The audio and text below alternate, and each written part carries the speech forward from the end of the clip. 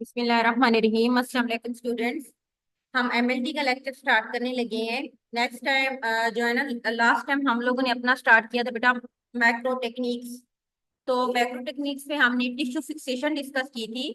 तो आज हमारा टॉपिक है टिश्यू का। ठीक है, टिश्यू क्या होते हैं? जैसा कि आपको पता है कि जो हमारी बॉडी के अंदर सेल्स होते हैं, ठीक है, सेल्स मिलकर टिश्यू बनाते हैं और टिश्यू मिलकर आर्गन बनाते हैं और आर्गन आपस में मिलकर सिस्टम बनाते हैं। और जो सिस्टम होते हैं वो हमारी पूरी बॉडी को आगे यानी कि बनाते हैं, उसके वर्किंग वगैरह में सारा उनका ही एक अहम रोल होता है। अच्छा, टिश्यू की अगर हम बात करते हैं तो ह्यूमन बॉडी जो होती है बेसिक 4 टिश्यू होते हैं। एक हमारे पास है बेटा epithelial tissue, connective tissue, muscular tissue and nervous tissue. ये आपने टिश्यू के बारे में पहले एनाटॉमी फिजियोलॉजी में भी पढ़ा हुआ है। तो पहले नंबर पे हम देखते हैं कि इपिथेलियल टिश्यू क्या है। Epithelial tissue is one of the more जो होती हैं 4 टाइप्स ऑफ टिश्यू में से बेसिक टिश्यू है जो सबसे ज्यादा पाया जाता है। एक तो इसके साथ कनेक्टिव टिश्यू होती है, यानी कि दूसरे और तीसरे हमारे पास मसल्स हैं और चौथे नर्वस टिश्यू। जो कनेक्टिव टिश्यू होता है ना, ये आउटर मोस्ट लेयर्स बनाता है हमारी बॉडी के मुख्तलिफ ऑर्गन्स की, मुख्तलिफ ग्लैंड्स की और बॉडी के मुख्तलिफ सरफेस की। Serve as a protective barrier and play essential role in absorption, secretion, sensation and selective permeability. यानी कि ये सारे काम है एपिथेलियल टिश्यू के। आमतौर पर जिस तरह से हमारी स्किन है एपिथेलियल टिश्यू के बनी होती है, इसी तरह हमारे बॉडी के मुख्तलिफ ऑर्गन्स के जो सबसे बाहर वाली लेयर होती है, आउटर मोस्ट लेयर जो होती है, वो एपिथेलियल टिश्यू की बनी होती है। अच्छा, उसके बाद स्ट्रक्चर क्या है? स्ट्रक्चर में हम सबसे पहले सेल्स देखेंगे बेटा, ठीक है, कि किस तरह के होते हैं। इपिथेलियल टिश्यू जो होती है वो क्लोजली पैक्ड सेल्स होते हैं। इसमें सेल्स बहुत ज्यादा होते हैं और जो एक्स्ट्रा सेलुलर मैट्रिक्स होता है बिटवीन देम वो वेरी जो होती है आप कह देंगे लो क्वांटिटी में होता है। This arrangement allow for efficient barrier functions and rapid exchange of molecules. उसके बाद है polarity. Epithelial tissue exhibit polarity, जिसका मतलब क्या है कि they have distant apical and basal surface. यानी कि इसकी जो एपिथेलियल सेल्स होते हैं उनकी एक खास किस्म की टॉप और बेस ऊपर वाली और बेस मीन बॉटम की सरफेस होती है। एपिकल जो सरफेस है फेस द एक्सटर्नल एनवायरनमेंट या बॉडी कैविटी, जबकि जो बेसल सरफेस होती है वो अंडरलाइन कनेक्टिव टिश्यू के साथ अटैच होती है। अटैचमेंट क्या है? Epithelial cells are anchored to a basement membrane के साथ जुड़े होते हैं। स्पेशलाइज्ड एक्स्ट्रासेलुलर मैट्रिक्स होता है produced by both epithelial cells and underlying connective tissue. Basement membrane provide structure support and help to regulate the exchange of molecule between epithelial and connective tissue. अब इसमें क्या होता है कि एक इसकी बाहर वाली सरफेस होती है टॉप वाली, और एक इसकी बेसमेंट वाली सरफेस होती है। बेसमेंट वाली सरफेस जो होती है एपिथेलियल टिश्यू को कनेक्टिव टिश्यू के साथ क्या करती है? कनेक्ट करके रखती है। उसके बाद हमारे पास बेटा क्लासिफिकेशन। एपिथेलियल क्लासिक की जो क्लासिफिकेशन है on the basis of shape, ये 3 तरह के होते हैं। एक स्क्वामस एपिथेलियल होते हैं बेटा, ओबाइडियल एंड कोलमनर। स्क्वामस जो होते हैं थिन फ्लैट सेल्स होती है, इजी डिफ्यूजन इसमें होती है। ये हमारी बॉडी के मुख्तलिफ एरियाज में पाए जाते हैं। यहाँ पे एक्सचेंज ऑफ सब्सटेंस होता है, जैसे कि वेलाई ऑफ लंग्स में होते हैं और हमारी ब्लड वेसल्स के लाइनिंग्स में मौजूद होते हैं। इसी तरह हमारे पास दूसरे नंबर पे आ जाते हैं बेटा कोबाइडियल एपिथेलियल जो टिश्यू होते हैं वो ट्यूब की शेप के होते हैं, जिनमें एक सेंट्रल न्यूक्लियस होता है। और ये कहाँ पे पाए जाते हैं? आमतौर पर हमारे ग्लैंड्स किडनी की ट्यूब्यूल्स में पाए जाते हैं और ये फैसिलिटेट करते हैं सिक्रीशन एंड एब्जॉर्प्शन को। कलमनर एपिथेलियल टिश्यू कौन से होते हैं बेटा? ये लंबे होते हैं, ठीक है, रेक्टेंगुलर सेल्स होते हैं और आमतौर पर इनमें जो न्यूक्लाई होते हैं वो लॉन्ग होते हैं। और ये कहाँ पे पाए जाते हैं? जो हमारी जीआईटी की लाइनिंग होती है ये वहां पे पाए जाते हैं। Here they help in absorption and secretion. उसके बाद है on the basis of layers. Layer की बेस के ऊपर एपिथेलियल टिश्यू हमारे पास है सिंपल है बेटा और स्ट्रेटिफाइड। जो सिंपल होते हैं उनमें एक सिंगल लेयर होती है सिमिलर सेल्स की, एक थिन लेयर होती है जो कि एब्जॉर्प्शन, सिक्रीशन और फिल्ट्रेशन का काम करती है। इसी तरह ये कहाँ पे पाए जाते हैं? ये मिनिमल प्रोटेक्शन एरिया में, यानी कि लाइनिंग ऑफ ब्लड वेसल्स में आमतौर पर सिंपल टिश्यू होते हैं। नेक्स्ट हमारे पास बेटा स्ट्रेटिफाइड एपिथेलियम टिश्यू जो होते हैं उसमें मल्टीपल सेल्स क्लियर होती हैं जो कि प्रोटेक्शन प्रोवाइड करते हैं against the mechanical stress and abrasion, यानी कि बाहर से चोट स्ट्रेस वगैरह लगती है तो उसके खिलाफ स्ट्रेस प्रोवाइड करते हैं। एग्जाम्पल कौन सी है? जो स्ट्रेटिफाइड टिश्यू तो हमारी स्किन की लेयर बनी होती है और पार्ट ऑफ यूआईटी के जो होते हैं वो हमारे पास स्ट्रेटिफाइड होते हैं, यानी कि टिश्यू। उसके बाद फंक्शंस क्या है? इसका बेटा जो मेजर है प्रोटेक्शन, ओवरऑल बैरियर प्रोवाइड करते हैं, शील्ड देते हैं, अंडरलाइन टिश्यू को इंजरी से, पैथोजिन से, केमिकल डैमेज से बचाते हैं। जिस तरह स्किन है हमारी एक्सटर्नल थ्रेट से हमारी प्रोटेक्शन करती है। इसी तरह अब्जॉर्प्शन और सिक्रीशन, कुछ एपिथेलियल टिश्यू होते हैं अब्जॉर्प्शन करवाते हैं बेटा मुख्तलिफ न्यूट्रिएंट्स की, ions water from external environment या body fluid. Other involve in secreting substance like hormone, enzyme, mucus वगैरह की सिक्रेशंस करते हैं ये, क्योंकि जिस तरह हमारी जीआईटी में की जो बाहर वाली आउटरमोस्ट लेयर्स होती है ना, वो इनकी बनी होती है, वहां से एब्जॉर्प्शन भी होती है और वहां से सिक्रीशन भी होती है मुख्तलिफ चीजों। सेंसेशन, जिस तरह कंटेनिंग, इसमें कुछ खास स्पेशलाइज्ड रिसेप्टर्स होते हैं स्टिमुलाई के लिए, जैसे touch, pressure, temperature, taste. These receptor help in detecting and response external changing, गर्मी सर्दी से, पेन से, इस तरह का कोई भी स्टिमुलस जो बाहर से उसके साथ स्किन के साथ आके टच करता है तो ये सेंसेशन का काम करता है। Selective permeability क्या है? Epithelial tissue regulate the passage of molecules and through junction between cells. This selective permeability allow for control movements of substance, maintaining homeostasis within the cell. यानी कि एपिथेलियल टिश्यू जो होते हैं वो मुख्तलिफ मॉलिक्यूल्स को मुख्तलिफ सेल्स के दरमियान रेगुलेट करते हैं। सिलेक्टिव परमेबिलिटी का मतलब है कि ये कुछ सब्सटेंस को जो जरूरी होती है उनको तो गुजरने देते हैं और अदर सब्सटेंस को क्या करते हैं, नहीं गुजरने देते, और ये अंदर के हेमोस्टेसिस मीन के इंटरनल एनवायरनमेंट को मेंटेन रखते हैं।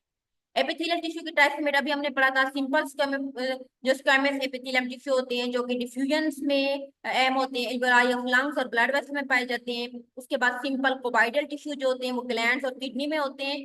सिंपल कोलमनर एपिथेलियल जो टिश्यू होते हैं वो भी हमारी जीआई की जो डाइजेस्टिव ट्रैक है उसकी लाइनिंग्स बनाते हैं, अब्जॉर्प्शन में हेल्प करते हैं और सिक्रीशन में। और इसमें कुछ ग्लोब्यूल सेल्स होते हैं जैसे secrete the म्यूकस। उसके बाद है stratified squamous epithelium tissue.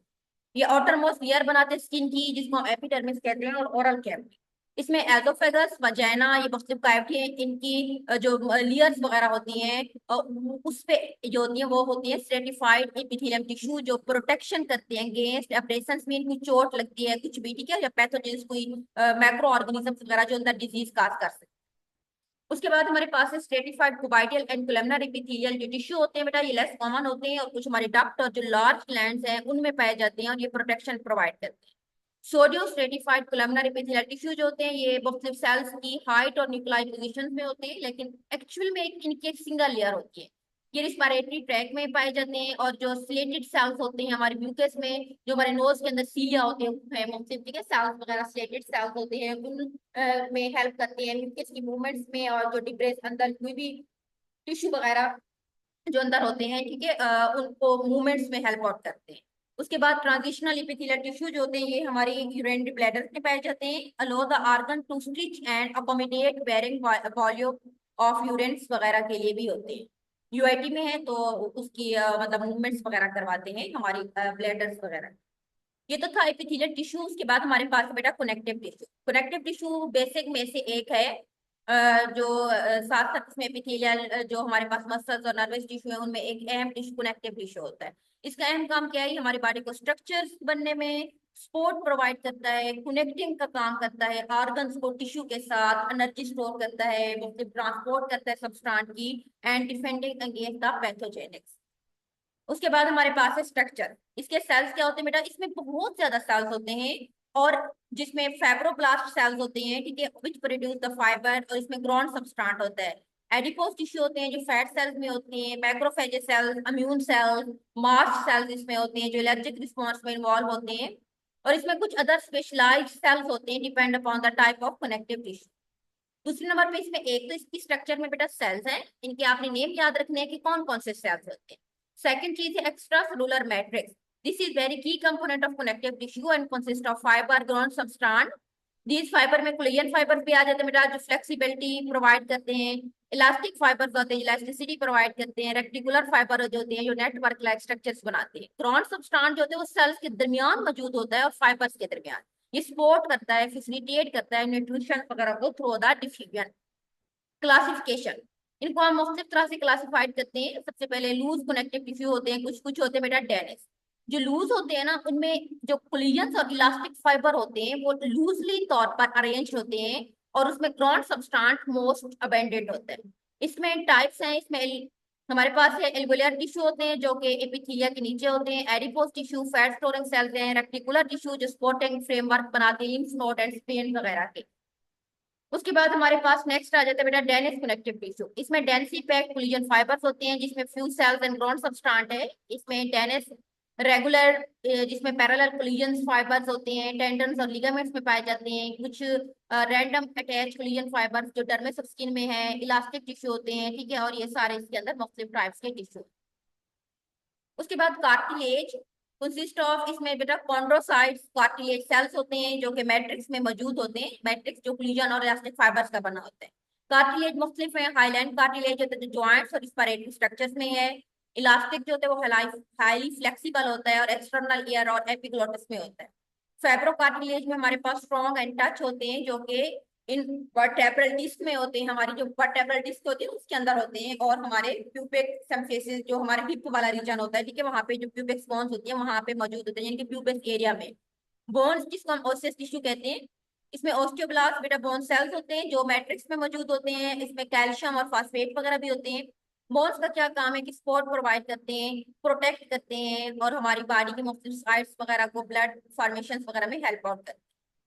Blood जो होते हैं वो कनेक्टिव टिश्यू के एक टाइप है और ये मेसेनकाइमा रीजन मीन कनेक्टिव टिश्यू से जो ऑरिजिनेट होता है। इसमें प्लाज्मा होता है, रेड ब्लड सेल्स जिसको हम एरिथ्रोसाइट कहते हैं।